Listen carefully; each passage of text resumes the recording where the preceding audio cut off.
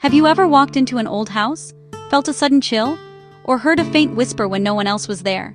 These moments spark a question that has haunted humanity for centuries. What happens after we die? This question is at the very heart of why we do what we do. It's a deep, fundamental curiosity about the unknown. We all want to know if our loved ones are still with us, watching over us. This desire for connection, for one more conversation, is powerful. It drives us to seek answers in the shadows, to listen for voices in the silence, and to believe there's more to life than our five senses reveal. This curiosity isn't new. It's as old as storytelling itself. Every culture has its ghost stories, and legends of spirits lingering among the living. These tales became the bedrock of investigation, hinting at a veil, waiting for the brave to look. Long before EMF meters and thermal cameras, people reached out in darkened parlors. The spiritualism movement rose in the late 1800s and early 1900s. Families sought closure, one last "I love you" from a world away. The Ouija board became an icon of spirit communication. People asked questions, and the planchette seemed to move. Skeptics cite the ideomotor effect, unconscious motion guiding the glide. Believers felt it was a direct line to the other side. Dowsing, rods and pendulums, was adapted to locate spiritual energy. Subtle movements became answers: yes, no, here, not here. Low-tech methods prioritized a quiet room, a focused mind, and an open heart. Fraud existed, but many were sincere in their belief and intent. This era laid the groundwork. We can communicate if we learn how to listen. The core idea endures. Listen well enough and something answers. Early tools taught us that empathy and intention are instruments too. As the 20th century dawned, fascination merged with technology. Photography froze moments, and anomalies began to appear. Ghostly silhouettes, mysterious orbs, unaccountable mists. Spirit photography was born. Some were tricks or double exposures, but others defied easy explanation.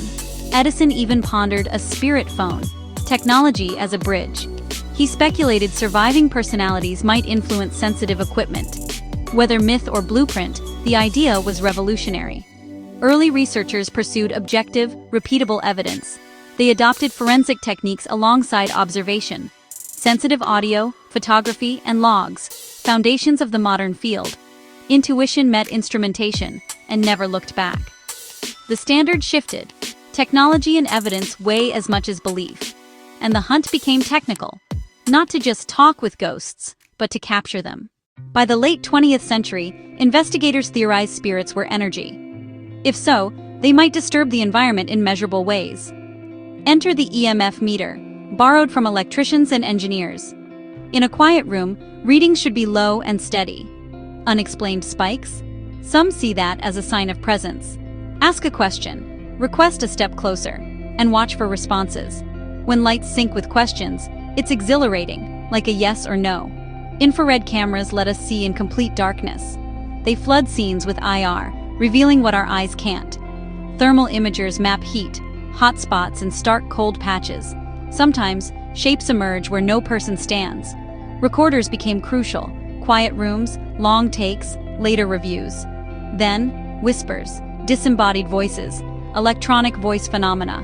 Sometimes direct answers, names, dates, meaningful words.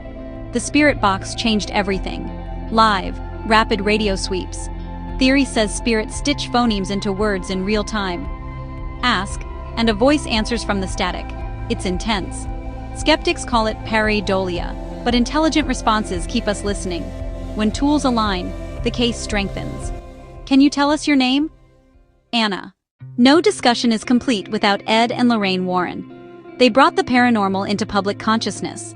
Ed, a self-taught demonologist, Lorraine, a gifted clairvoyant. From Amityville to the case that inspired The Conjuring. They founded Nesper and curated haunted artifacts, faith and fieldwork, controversial, influential, indelible. In the 1990s, TAPS reframed the hunt with skepticism and tech. They tried to disprove claims before declaring them paranormal. Faulty wiring, drafts, floorboards, mundane causes first. Multiple devices, same moment. Stronger evidence. They standardized protocols across a growing network. In 2004, ghost hunters invited audiences into real investigations. Viewers rode along, setup, vigils, evidence review. An EVP here, a shadow there, hooking millions. A genre emerged, serious, flashy, empathic, investigative. From confrontational thrills to human-centered healing. TV demystified the work and sparked a global community. Not every night delivers drama, and that's okay. The wave inspired a new generation to search with open minds. As of today, the field evolves at an incredible pace. What was cutting edge is now standard, and still advancing. Full-spectrum cameras see light our eyes cannot. Sometimes, that reveals what hides at the edges of vision. Smartphones put powerful tools in every pocket. Some apps tap real sensors, useful data in the field. Validity varies, but accessibility has never been higher.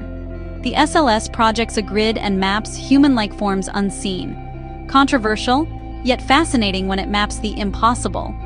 Drones add safety and coverage, thermal or full spectrum from above. Aerial anomalies can guide boots-on-the-ground decisions. Tomorrow's leap? AI that flags potential EVPs fast and accurately. Algorithms can spot patterns we miss in the dark. Expand beyond EMF and temperature. Static, infrasound, more. Correlate many data points to strengthen each claim. Collaboration with science will sharpen the picture.